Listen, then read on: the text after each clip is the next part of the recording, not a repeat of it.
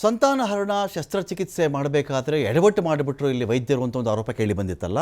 ಇದೇ ವಿಚಾರಕ್ಕೆ ಸಂಬಂಧಪಟ್ಟಂತೆ ತನಿಖೆಗೆ ಆದೇಶವನ್ನು ಮಾಡಿದ್ದಾರೆ ಬಾಗಲಕೋಟೆ DHO ಡಾಕ್ಟರ್ ಮಂಜುನಾಥ್ ಅವರು. ತನಿಖೆ ಆಗಲಿ, ಇದ್ರ ಬಗ್ಗೆ ಸತ್ಯಾಸತ್ಯತೆ ಗೊತ್ತಾಗಬೇಕು ಅಂತ.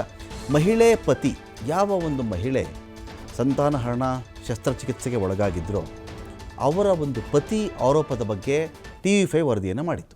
ಅವರೇನು ಹೇಳಿದ್ರು ಇಲ್ಲಿ ಅಂತ. ಜಮಖಂಡಿ ತಾಲೂಕು ಆಸ್ಪತ್ರೆ ವೈದ್ಯರ ವಿರುದ್ಧವಾಗಿ ಆರೋಪ ಕೇಳಿಬಂದಿತ್ತಿಲ್ಲಿ. ಮಹಿಳೆ ಕಾಶಿಬಾಯಿ ಸಂಬಂಧಿಕರು ಆರೋಪವನ್ನು ಮಾಡಿದರು. ಬಾಗಲಕೋಟೆ DHO ಡಾಕ್ಟರ್ ಮಂಜುನಾಥ್ ಅವರು ತನಿಖೆಗೆ ಆದೇಶವನ್ನು ಮಾಡಿದ್ದಾರೆ. ತನಿಖಾ ತಂಡ ರಚನೆ ಮಾಡಿ 10 ದಿನಗಳಲ್ಲಿ ವರದಿಯನ್ನು ಕೊಡಬೇಕು ಅಂತೇಳಿ ಸೂಚನೆ ಕೂಡ ಕೊಟ್ಟಿದ್ದಾರೆ. ಕರ್ತವ್ಯ ಲೋಪ ಕಂಡು ಬಂದರೆ, ಒಂದು ವೇಳೆ ಡಾಕ್ಟರ್ ಇಲ್ಲಿ ಕರ್ತವ್ಯ ಲೋಪವನ್ನು ಮಾಡಿದರೆ ಪರಿಹಾರ ಕೊಡ್ತಕ್ಕಂಥ ಭರವಸೆಯನ್ನು ಕೂಡ ಕೊಟ್ಟಿದ್ದಾರೆ. TV5 ಕನ್ನಡಕ್ಕೆ DHO ಡಾಕ್ಟರ್ ಮಂಜುನಾಥ್ ಅವರ ಹೇಳಿಕೆ ಇದೆ ಇಲ್ಲಿ.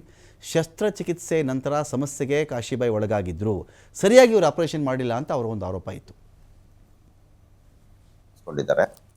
ಜಮಖಂಡಿ ಸಾರ್ವಜನಿಕ ಆಸ್ಪತ್ರೆಯಲ್ಲಿ ಕಾಶಿಬಾಯಿ 27 ವರ್ಷ, ಇವರು ಟ್ಯೂಬೆಕ್ಟಮಿ ಆಪರೇಷನ್ ಮಾಡಿಸ್ಕೊಂಡಿದ್ದಾರೆ. ಅದಾದ ನಂತರ ಅವರು 2 ದಿನದಲ್ಲಿ ಅವರಿಗೆ ಎದೆ ನೋವು ಮತ್ತೆ ಕಾಂಪ್ಲಿಕೇಶನ್ ಇಂದ ಅಲ್ಲಿಂದ ರೆಫರ್ ಮಾಡಿದ್ದಾರೆ. ಅಲ್ಲಿನ ಗೈನಕಾಲಜಿಸ್ಟ್ ರೆಫರ್ ಮಾಡಿರೋ ಪೇಷಂಟು ಸೀದಾ ಇನ್ನು ಜಿಲ್ಲಾಸ್ಪತ್ರೆ ಬಾಗಲಕೋಟೆಗೆ ಬಂದಿದ್ದಾರೆ. ಅಲ್ಲಿಂದ ಅವರು ಮೋಸ್ಟ್ಲಿ ಸರ್ಜಿಕಲ್ ಕಾಂಪ್ಲಿಕೇಶನ್ಸ್ ಇರ್ಬೋದು ಅನ್ನೋ ರೀತಿಯಲ್ಲಿ ರೆಫರ್ ಮಾಡಿದ್ದಾರೆ ಮತ್ತೆ ಹೈಯರ್ ಸೆಂಟರ್ಗೆ, ಮೆಡಿಕಲ್ ಕಾಲೇಜ್ಗೆ.